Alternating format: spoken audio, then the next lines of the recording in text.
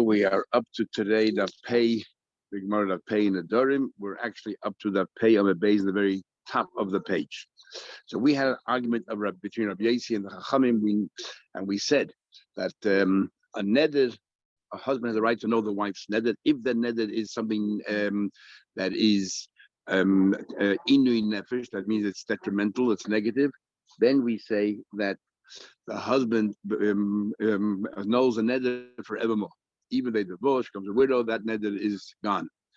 But if it's because of dvorim beinoi lebeino, because of their relationship, then he can only annul the neder while they have a relationship or while there's a potential to have a relationship. But divorce and she marries somebody else, the neder comes back into full force. So they had an argument if not taking a bath is considered inui nefesh. The Rabbanon say that in the Mishnah it says im erchetz. So we learned the final conclusion of the Gemara is he said im erchetz, that if I will take a bath today, then the rest of my life I will not take a bath. So there's a tanai and there's a neder. So what's the big deal? Don't take a bath today. But the Rabbanon hold that's tsar, that's inui nefesh. Even the tanai, forget about not taking a bath the rest of your life. Even one day not taking a bath, it's tsar. And therefore Chacham say he has a right to annul that neder. And Rabbi Yossi says not taking a bath, not only for one day, even forevermore, is not called inui nefesh. Whether it affects your relationship or not, we'll see. But it is not called inui nefesh. Okay. Then the Mishnah said im loy erchetz. Im erchetz, im loy erchetz. So how do you understand pshat? We didn't explain it. How do we understand pshat? If I don't take a bath, what's the trigger here, and what's the neder? And then the Mishnah gives another example. Im es kashet, im lo es kashet. If I do put on makeup, don't put on makeup. We'll come back to that in a second. What's the tanai there, and what's the trigger, and what exactly is the neder that she's making here? So now the very top of the page. Shanish, you explained im erchetz. You explained very well. If I take a bath today, I'll never take a bath again. Okay, and that's the argument the Rabban and Rabbi Yossi. But im lo erchetz, what's the case when you said if I don't take a bath today, and then what? Ilema, I tell me the Amr, she says. If I don't take a bath today, I'll never take a bath again. Why another neder? Take a bath today.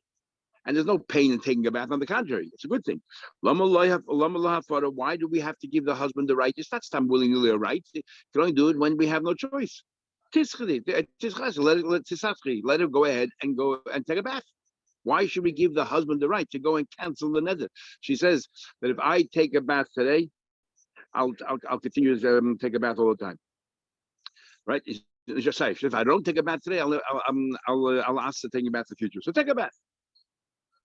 Amr of Yehuda. So Yehuda answers the Amra. She says, if I don't take a bath today in dirty water, in pungent water, if I don't take a bath today in pungent water, and I'll never take a bath in the future. So taking the bath today is painful. It's painful. It's in your nefesh. And that's why the husband says, more adds, the Amra, she said, I will never take a bath in the future. If I don't take a bath now, we add a word, the main mission of water that flax has been soaking in, and the water is pungent, it's repulsive. And we're saying, and that's why the husband has the right to cancel the name, because the tanai itself is inu nefesh. So anyway, okay. So you're telling me im loy erchet, if I don't take a bath today, you know what, you should take a bath. It's not a good thing because taking a bath in terrible water. So we're gonna the Mishnah draw parallels to taking to makeup. So it says in the invite to the Mishnah by makeup. It says if I do take up makeup or if I don't. Im is kashet and im loy is kashet. So when you say that if I put on makeup today, I'll never put on makeup again. So according to Chachamim, he has a right to annul the neder because not putting on makeup is painful. Today don't put on makeup today. No, the Chacham hold on even not putting on makeup one day is already painful for a woman. Fine, but it says im lo yes kashet. What is it? If I don't put on makeup today, I'll never put on makeup. So put on makeup. So you're gonna have to say no. What kind of makeup putting on? Putting on garbage on the face, trash, something that's gonna be painful. That's called makeup. Then the word, we have a technical problem. Eskashin means baputzazich, to make yourself look pretty. If she's going to put garbage on the face, which is but it is by erchet, you're taking it literally. So the more like this.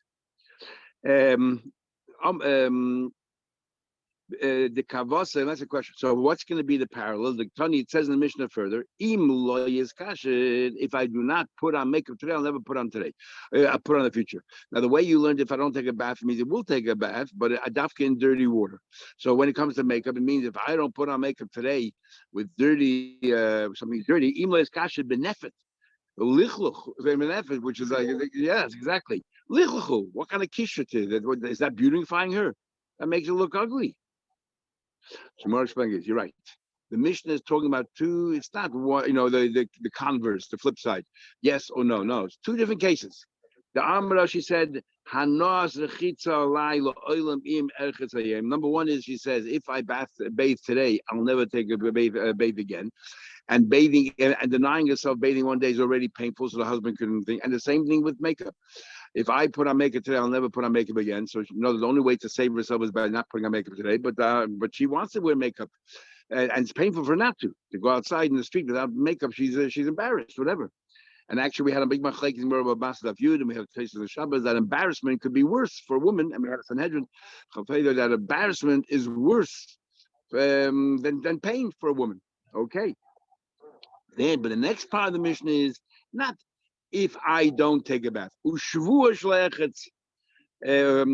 make a shavua that I'll never take a bath again, so the husband can cancel it. Or hanas kishon olayla oilam, and the same thing now with kishon. I will never beautify myself. Imas kasha, I beautify today. So the Chacham say you can go ahead and cancel because not beautifying yourself today is not a remedy because it's painful or embarrassing. Ushvua shleis kasha, and a shvua that I'll never go ahead and beautify myself. So in other words, one is a case of a trigger with a neder, and one is a straight out vow. It's not a neder. I won't put on makeup. There's nothing to be chal on. It's a shvur. Simple. So that's why the husband can intercede and annul it. What are you talking about? The Mishnah's preface is Hare Elu Nedarim, and you're talking about shvuas because saying I'll never take a bath again is a shvur.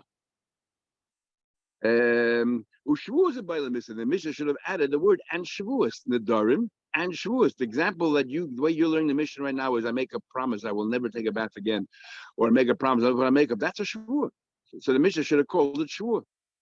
Amlei tani, you're right. Add one word to the Mishnah, the easy way out. Just add the word shavuos. Or you boy say no. Neder is a specific word. If you have in one sentence neder and shvua, then neder is very specific. But otherwise, neder can also be a very generic term. It's very inclusive, and it includes all kinds of things, including shvuas. How do I know that the word neder includes shvuas? I'll give you an example. Somebody learned a long time ago. Shvuas nami hainadot. Now we learned in the Mishnah 2 months ago. Kenidrei l'shoyim. The person says, "I will make a neder like the shoyim," and then a person walks by and says, "Oh, I'll be a nazir. I want to be, this guy's a nazir." He becomes a nazir because he said, "I'm taking on the neder of the shayim because nedarim is something that people shouldn't do," and that's a nazir. Or bekarbon reshua. Anything that because I said I'm taking on the neder of the shayim, it automatically takes on a shua as well. So therefore, what do we see from here? That the word neder can include a shua as well. Conclusion. The Rabbanan say. So what did Rabbanan say? That the chitza is in your nefesh kilayrach, right? And the whole word of Chacham is that if she does not take a bath even for one day, that's called inu nefesh, and the husband can intervene. You ask a question.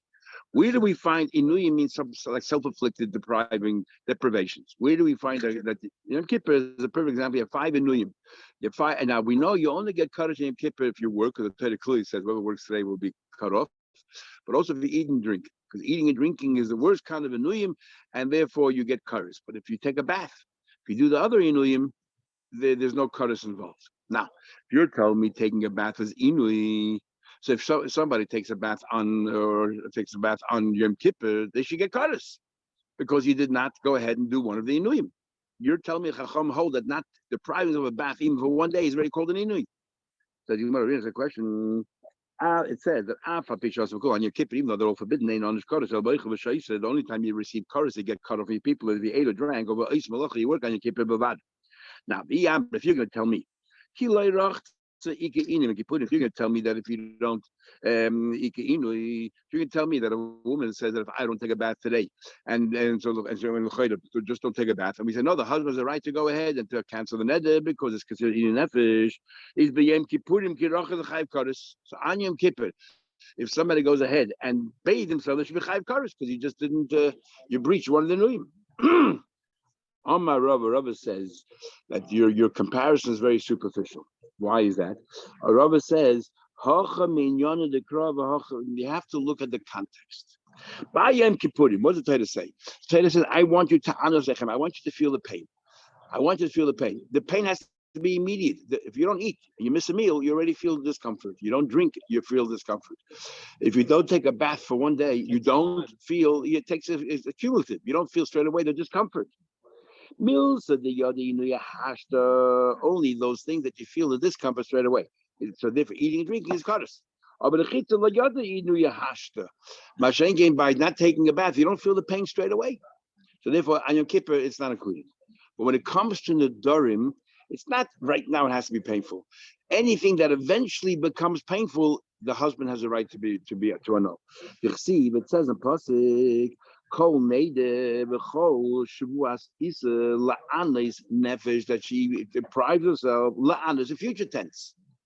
So milsa the asher, anything that she says to deprive herself, something that could lead to inui, the husband can cancel. V'chi lo yirach, so she doesn't bathe herself. Eventually, asher the inui can bring herself to inui, and therefore that's good enough. That gives the husband the right to go and know. Okay. So what do we have right now? Machlek doesn't have to be something that's discomfort, even the result, because it's something in the future. If this particular thing, whatever she said, yes, if it could be according to Rabbi Yossi, not taking a bath today or for a year makes it's uncomfortable, but it's not inu. Inu is more than uncomfortable. Inu means painful, but no, that's in different. But he says inu means like painful. La'anis nefesh. La'anis nefesh is not uncomfortable. La'anis nefesh is a trudvei. That is painful. And therefore, Rabbi Yossi says, okay, so what do we have? Not taking a bath in kitchen falls under the category of inu nefesh. Because Rabbi Yossi, it doesn't. So Gemara is going to ask a question. This din is a peladika halacha. A peladika halacha. And the biggest pelad is not brought in Shulchan Aruch. But it's very difficult to understand this halacha. And it goes as follows. But Rami de Rabbi Yossi, we have a question from Rabbi Yossi's position to Rabbi Yossi's position. What's his position here? Not taking a bath the rest of your life is not painful. It might be uncomfortable, but it's not painful. It's not in your nefesh. Okay. But we're going to have another halacha. Now, we're going to assume right now, depriving yourself of taking a bath is something that's on your body. And then there's another thing called laundering your clothes. Laundering your clothes is a step removed from your body. So if you hold that not taking a bath is not painful, then surely not laundering your clothes is definitely not painful, because that's a step removed. Yet we see Rabbi Yossi, when it comes to laundering your clothes, it is so pivotal, it's so critical to your survival that he holds it takes precedence over everything, as we'll see in a minute. Here we have a situation, you have two towns, one is higher than the other town. And there's one waterway that links the two towns, a spring that everybody uses as their source of water. And it starts from the top of town above, and then it works its way to town below. The question is, and you have this all the time at Stroll, Jordan, other places. Are you allowed to cut the water off? I need more water. My population grew organically or whatever. I need more water, so I'm going to cut the water off the flow of the water in the town below. Shut down, go somewhere else. Do you have that right? So it depends. Now we do take this and lighten the Gemara in Bab Metzia and Ezer Neshech Machlekes between Bem Seira and Rabbi Kiva. If you're walking in the midbar and you have only one jug of water, according to Bem Seira, you got to share. As a result of that, you might die. Too bad. Rabbi Kiva Chayecha Kaimin. When it's a question of survival, the other person is going to die. Chayecha Kaimin. Even though the person died, definitely. Okay. So as you're showing that when you say that you Bem Seira says you share.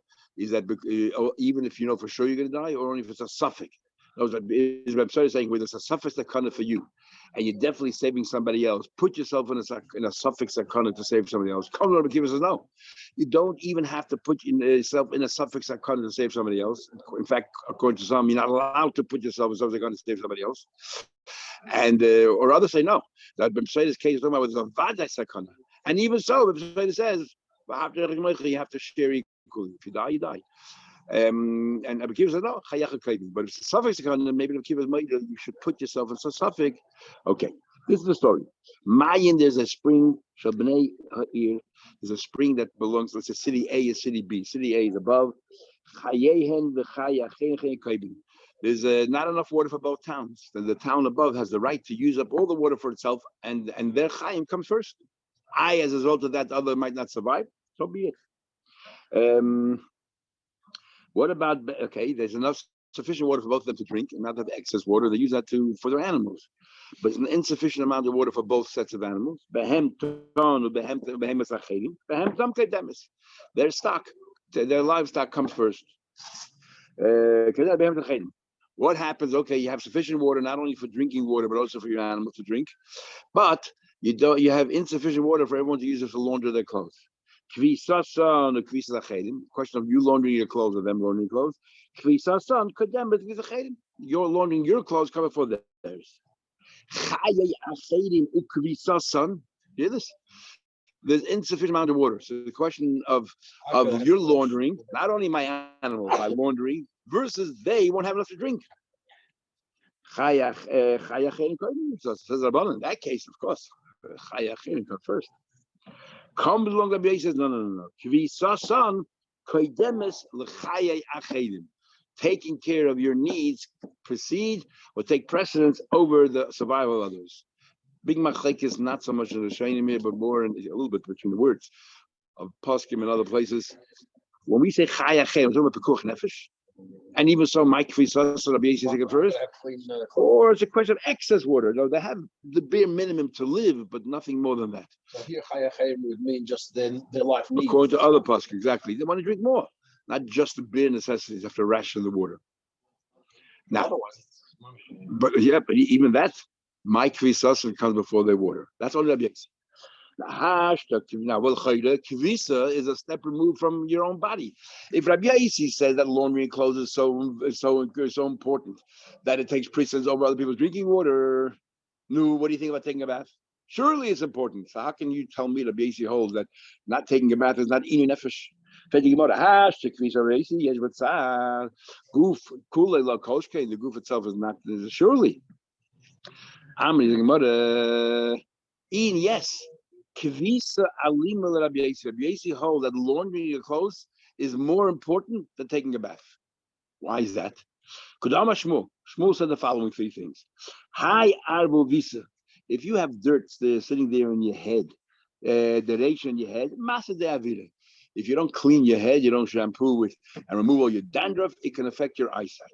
We actually had in Merba Basa that the Abishter makes a nest that 2 hairs don't grow out of the follicle because it causes you blindness. So we see there's a connection between your eyesight and your hair.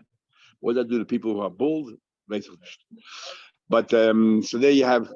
Sorry, you'll tell me about it in the future. It's interesting. The Rams have a different kiss. It's massive. Yes, that's it. That's what Algmar says. It causes blindness. Oh. So, yeah, but the Ran says if you don't comb your hair all the time, brush your hair and get rid of all the dirt and stones and What do you call those dreadlocks? But the Rashi says it means you don't take a bath. You don't rinse your hair using shampoo, the anti-dandruff shampoo. Okay. Arvu visa, the money, but if there's dirt stuck on your clothing, masculine day shamamisa brings you to go crazy.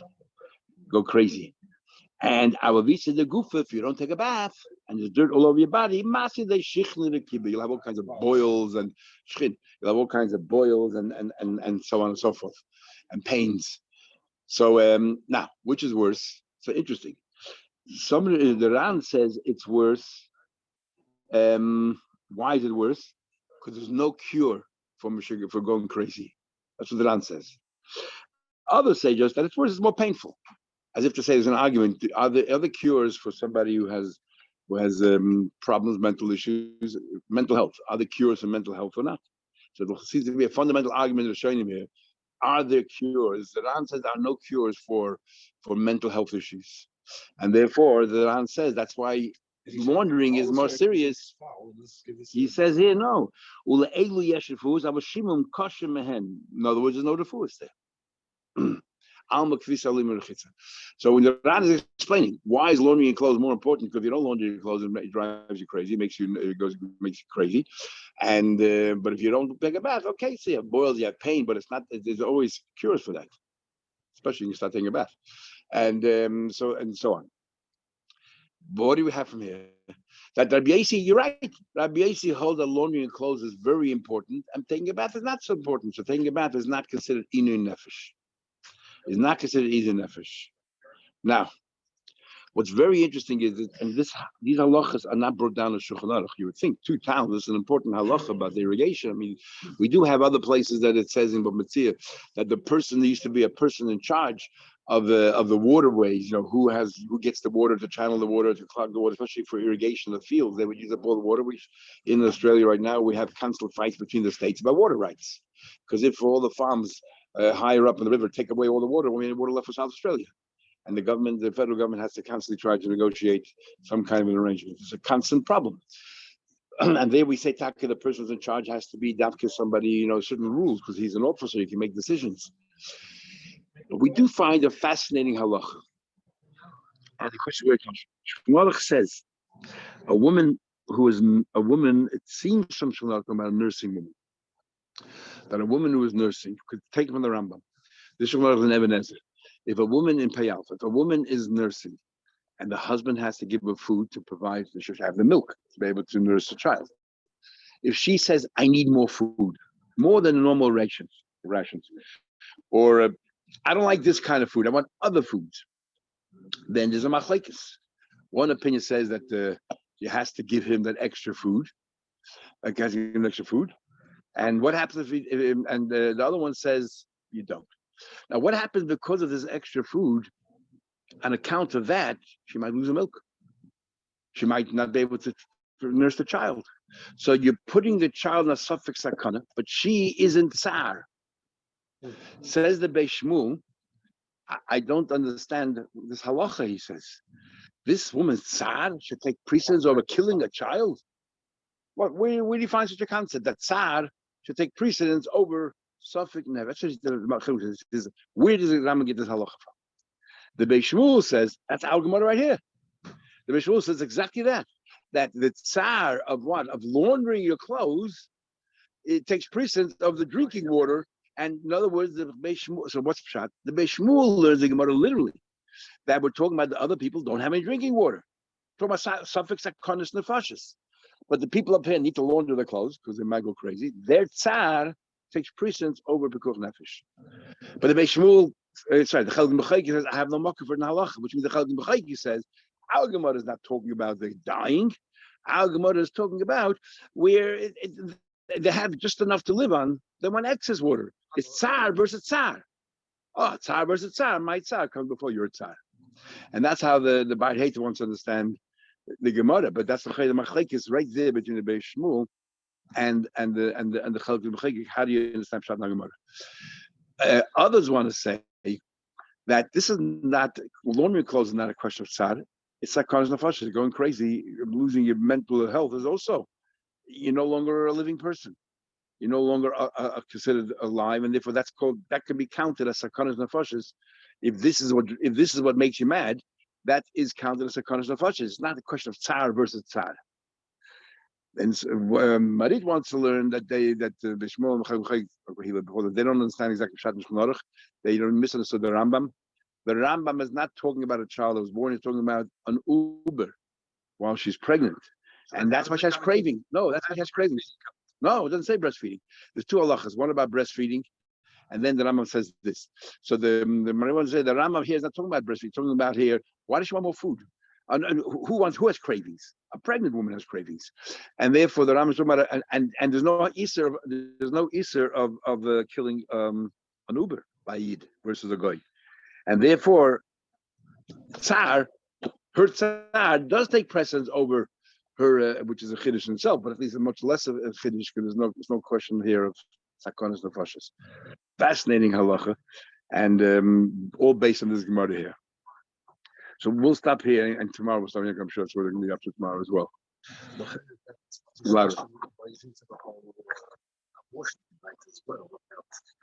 the woman's rights versus the Uber and so on. Not exactly. It's the crux of their argument is that the child is not considered living until the very end.